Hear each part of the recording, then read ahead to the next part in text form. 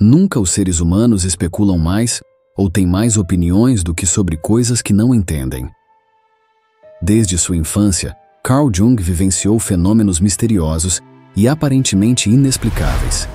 Ele enfrentou o medo de estar perdendo a sanidade e embarcou em uma jornada para compreender o significado por trás dessas experiências. As visões intensas de Jung ocorreram pouco antes do início da Primeira Guerra Mundial, momento em que ele descartou a possibilidade de esquizofrenia. Em vez disso, ele reconheceu a origem de seus sonhos e visões no submundo do inconsciente coletivo. Para Jung, a pergunta central era: como eventos tão significativos eram possíveis, aparentemente sem conexões causais evidentes? Essas surpreendentes justaposições desafiavam a explicação adequada pela racionalidade científica. Além de visões incomuns, Jung testemunhou eventos inexplicáveis durante sua juventude. Durante as férias de verão, ao estudar seus livros, ouviu um som semelhante a um tiro de pistola. Ao correr para a sala, deparou-se com uma mesa sólida dividida da borda até o centro. Algumas semanas depois, outro som o levou a descobrir que a faca de pão, usada anteriormente, estava quebrada em vários pedaços dentro de um armário. Jung concluiu seus estudos de medicina e tornou-se psiquiatra, explorando também a comunicação com os mortos e mostrando interesse pela parapsicologia e ocultismo, impulsionado por suas próprias experiências pessoais.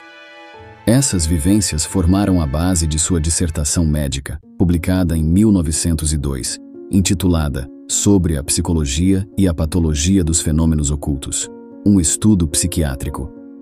Em uma ocasião, Jung e Freud estavam discutindo parapsicologia, mas Freud, com sua perspectiva materialista, rejeitou muitas das ideias de Jung como absurdas. Durante a conversa, Jung experimentou uma sensação peculiar, como se seu diafragma fosse de ferro e estivesse se aquecendo. Nesse exato momento, um barulho alto vindo da estante ao lado deles os surpreendeu, levando ambos a se levantarem alarmados, temendo que algo pudesse cair sobre eles. Jung, então, explicou que aquilo era um exemplo do chamado fenômeno de exteriorização catalítica. Freud, porém, descartou a explicação como pura bobagem. Determinado a provar seu ponto de vista, Jung previu que, dentro de um momento, outro barulho alto aconteceria. Surpreendentemente, uma segunda detonação ressoou na estante. Em 1928, enquanto desenhava as mandalas presentes em seu livro vermelho, Jung recebeu de Richard Wilhelm, sinólogo, um exemplar de O Segredo da Flor Dourada, um livro alquímico taoísta que ensina uma antiga prática de meditação chinesa para alcançar a totalidade.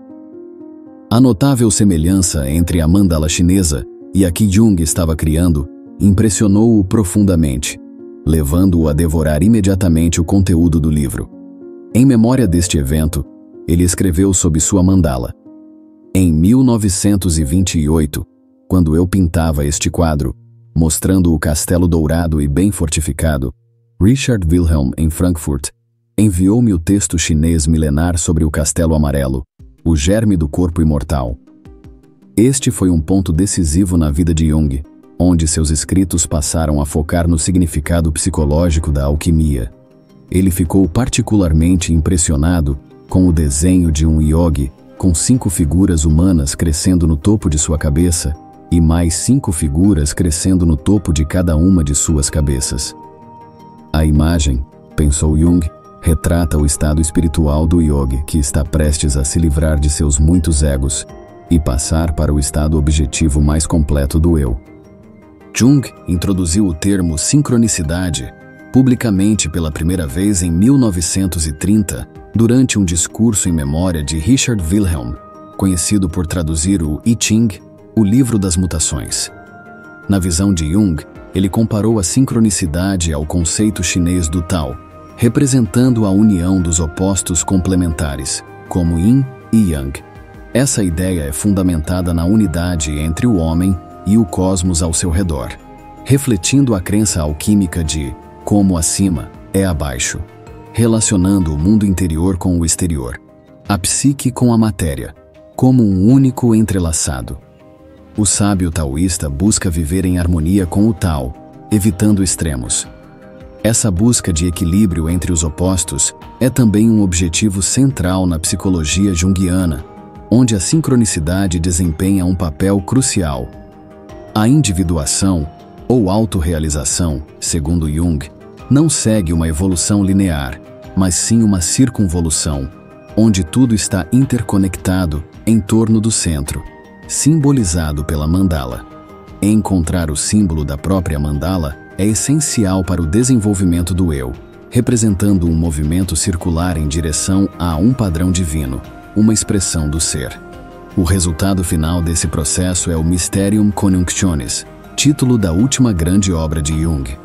Nesse casamento sagrado, os opostos da vida se unem, resultando em uma elevação da consciência, clareza e um profundo senso de unidade do ser.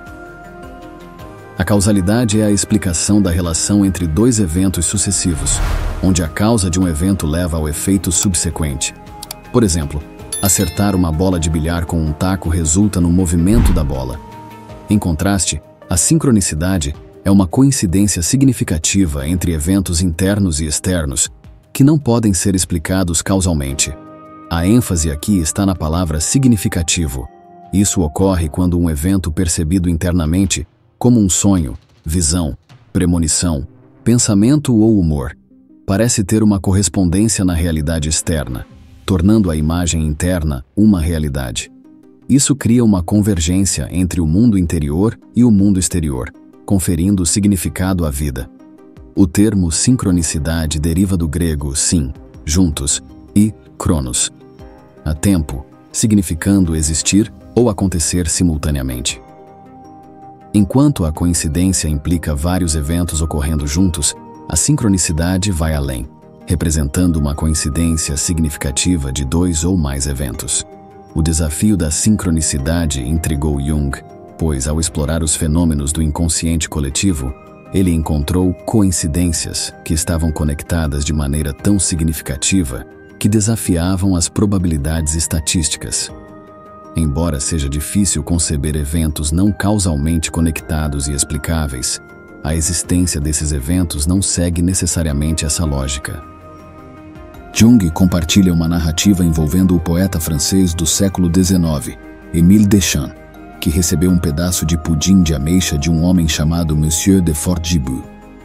10 anos depois, Deschamps encontrou outro pudim de ameixa em um restaurante parisiense e solicitou um pedaço. Surpreendentemente, o pudim já havia sido encomendado. Anos mais tarde, ao ser convidado para saborear um pudim de ameixa como uma raridade especial, Deschamps comentou que a única coisa que faltava era de Fortescue. Nesse exato momento, a porta se abriu, revelando um velho, muito velho, nos últimos estágios de desorientação, de Fortescue, que por engano tinha se dirigido ao endereço errado e entrado na festa. Outro exemplo de Jung é sobre o que parece ser um evento sincronístico. No dia 1º de abril de 1949, anotei pela manhã uma inscrição contendo uma figura que era metade homem e metade peixe. Havia peixe no almoço. Alguém mencionou o costume de fazer de alguém um peixe de abril. À tarde, um antigo paciente meu, que eu não via há meses, mostrou-me algumas fotos impressionantes de peixes. À noite, mostraram-me um bordado com monstros marinhos e peixes. Na manhã seguinte, atendi um ex-paciente que me visitava pela primeira vez em 10 anos. Ela havia sonhado com um peixe grande na noite anterior. Alguns meses depois, quando eu estava utilizando essa série para um trabalho maior e acabava de escrevê-la, fui até um lugar à beira do lago, em frente à casa, onde já havia estado diversas vezes naquela manhã. Desta vez, um peixe de 30 centímetros de comprimento estava deitado no paredão. Como não havia mais ninguém presente, não tenho ideia de como o peixe poderia ter chegado lá.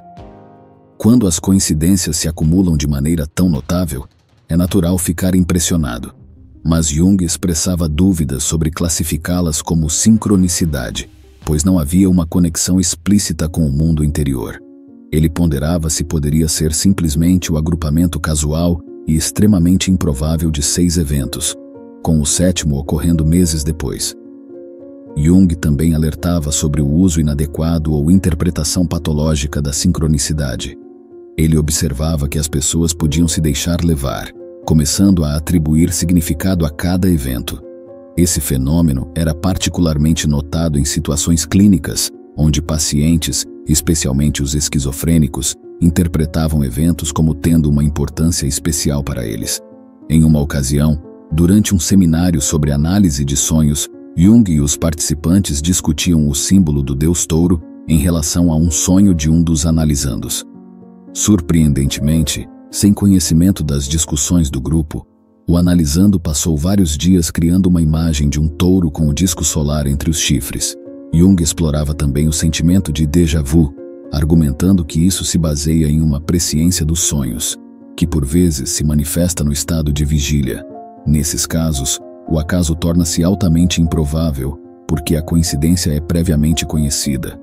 Uma história narrada por Jung envolve um paciente que ele ajudou a superar uma depressão. Após 1 ano de casamento, o paciente, sob a influência opressiva da esposa, mergulhou em uma nova depressão. Jung sugeriu que o paciente o visitasse, mas, devido à influência da esposa, ele não respondeu ao convite.